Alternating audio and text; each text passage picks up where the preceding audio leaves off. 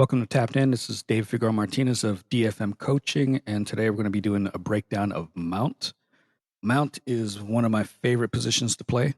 I understand that it's sometimes it's an issue with opponents that are much larger, but overall it's a position that I love to be in. So I flip-flop between Mount and back.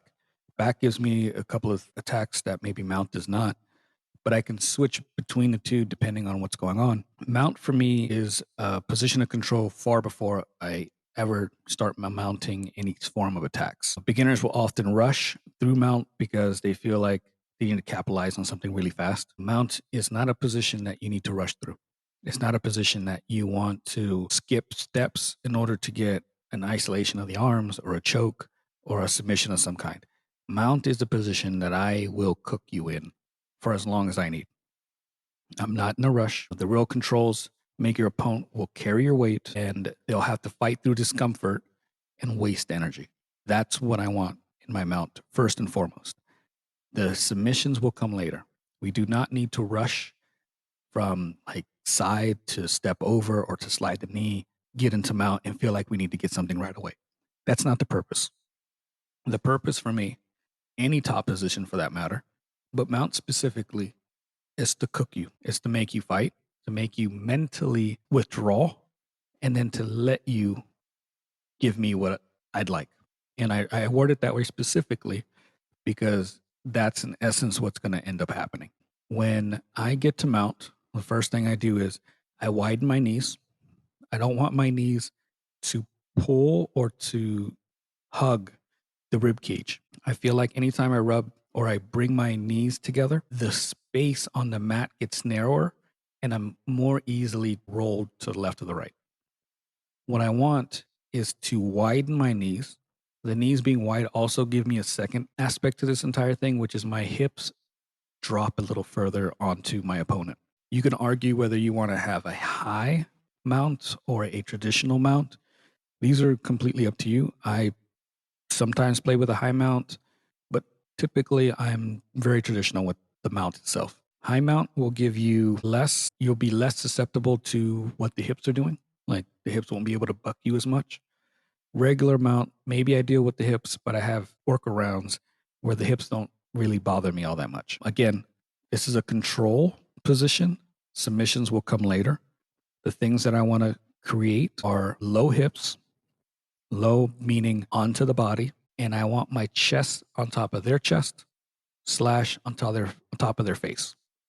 I don't like playing mount from like a seated position where my chest is off of them and I'm kind of like straddling them, but high. There's benefits to this. Hodger Gracie plays this beautifully. I do not. And it gives you things like collar chokes and the armbar once you start nailing some of the collar chokes or threatening them. I like to play everything really low and tight. My hips are low. My knees are a little bit wide so that my hips can get lower. My chest, instead of being draped over the top like a cave or a towel or something, I'm pushing my chest out. If you can picture being at a computer and they tell you to have proper posture, my chest is out in the same way. I'm pushing my shoulder blades through my chest and onto my opponent. My shoulders are back a bit, and I'm carrying most of my weight on my sternum or a pec, depending on what I'm doing. I personally like to attack with a head control, and the head control allows me to dictate which way they're allowed to bridge. So when I'm in mount, I'm often leaning to my left side. My right arm is encircling my opponent's head, and I'm forcing him to look to the left. My right shoulder is pressed against the face, which forces that motion. If I really want to be mean, I might use that right hand to pull back and make them look even deeper, although I don't need to. But I don't want them to be able to bridge to my right effectively. I personally like the armbar for mount, but in order to set that up, I need the arms to be in play. People will often dive or dig their elbows into their rib cage and kind of bundle up. That offers me the Ezekiel. Because my arm is already around the back of their head, it doesn't take a whole lot to slide two or three fingers, three or four fingers into my left sleeve and then start punching through the neck for the Ezekiel. The Ezekiel for me is maybe 50-50, maybe 40-60. It's not the most high percentage. And even sometimes when I get to the other side, they might press off and I might switch to the armbar anyway. But really, for me, it's a way of forcing you to give me something that I want without me wasting too much energy. I want the arms above the shoulder. So when you bring your arms in and defend the Ezekiel, it allows me to swim my left arm under your elbow. I flatten my hand out and I start to walk against the mat. Doing it this way allows me to not use a lot of musculature, and it allows me to waste your energy, because you obviously don't want to allow me to get your arm above your shoulder. So you're constantly pressing towards my hip. Because my hand is pressed against the mat, adds so much friction that I don't normally lose the position. Sometimes I do. But then once I walk it all the way up, that's when I switch to S mount and I can start attacking the near side arm. I have options for attacking the far arm, the near arm, switching to omoplata, Americana, a Kimura. So it's a position at S mount that I absolutely love. When I'm in the S mount, I have one knee, in this case my left knee, up by their head. It acts like a pillow. My right foot cannot be flat against the mat. If it's flat against the mat under like their shoulder area, it creates a foundation where my weight isn't allowed to come down as much as I'd like. In some cases, maybe I do that because I'm going against someone smaller, or I'm going against someone who isn't as skillful. So I might be lessening some of the weight that they have to deal with. This is fine. But if I'm looking to attack and I'm really trying to drive home that I want this arm, you should just give it to me. I'm curling the right foot onto its side under their shoulder blade. This allows my right hip to drop onto their chest, creating a lot of pressure. I can lean into it, creating even more pressure. And at no point in any of this moment am I really in need for rush. I don't need to rush any of this. The only moment that's semi-rushful is when you slide to the S mount. I need my knee to slide all the way up by their ear, the back of their head. There's a little moment of like, I gotta go here. But for the most part, these are positions, the mount, where I get to dictate how slow or fast we're gonna move. And if I could take away all the space that you need to escape, this is going to be a torturous moment or set of moments for you. You will, at some point, want me to just take the arm if I've done this correctly. I'm going to pin arms. I'm going to isolate arms. Sometimes I pull both arms in, leaving you even more helpless. There's two aspects of this position and the pressure. It's one, you're physically being tortured in a sense because everything just sucks. You're not able to breathe well. You're carrying all of my weight. Your arms are starting to give because maybe you're holding on to a specific type of grip, and I'm working against that. The other side is there's a psychological aspect to this that absolutely sucks. When you know that something's coming and you're unable to defend it, you can feel when someone kind of just mentally taps. They haven't physically tapped. They haven't hit the mat. They haven't tapped you. They haven't verbally tapped. But you can feel the tension in their body kind of just go. That's what I live for. I don't live for the physical tap. The physical tap is whatever. The one that I really live for is when I can feel their will to produce any form of resistance fade. That's when I know I have everything else. I can take my time. I can mess around. I can give them a wet willy. I can suffocate them. I can cover their mouth. Like I could do whatever I want at that stage. Their will to live, quote unquote, is gone.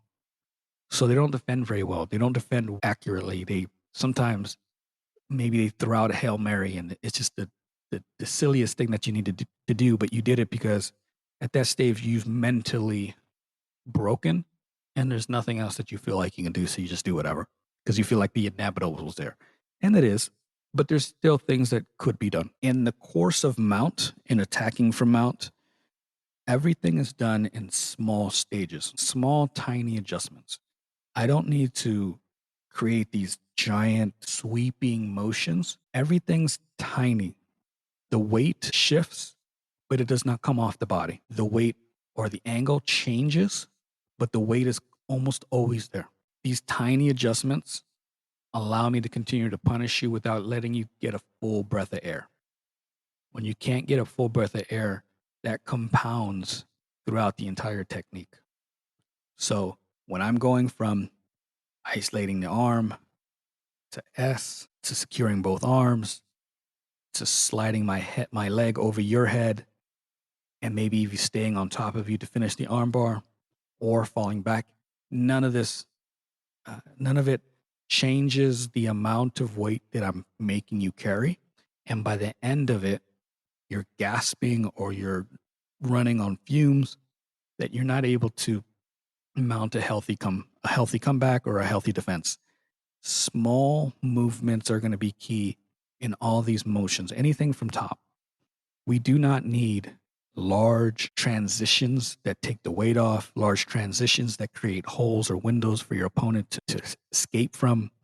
You want to steal off all avenues of escape, slowly approach, make them hate every second of of their lives at that point. And if you're lucky, they almost give it to you. When you're building these submissions, isolate everything, just like I said. Everything's slow. Everything's, even when I go to isolate the arm, and instead of going to S mount, maybe I go head and arm choke. Even at that stage, I'm not in a rush to hop off. Some people are really good at finishing a head and arm choke from mount. I have not been still doing that. So when I hop off, the pressure is still up top. I'm sliding my knee off of their body and going completely flat. At this stage, when I'm hitting this submission, all the adjustments have to be minute. They're tiny, tiny, almost insignificant changes. I have to trust that I have the position, that I have the forward pressure, and I go flat onto my belly, and I don't need to grab the second hand.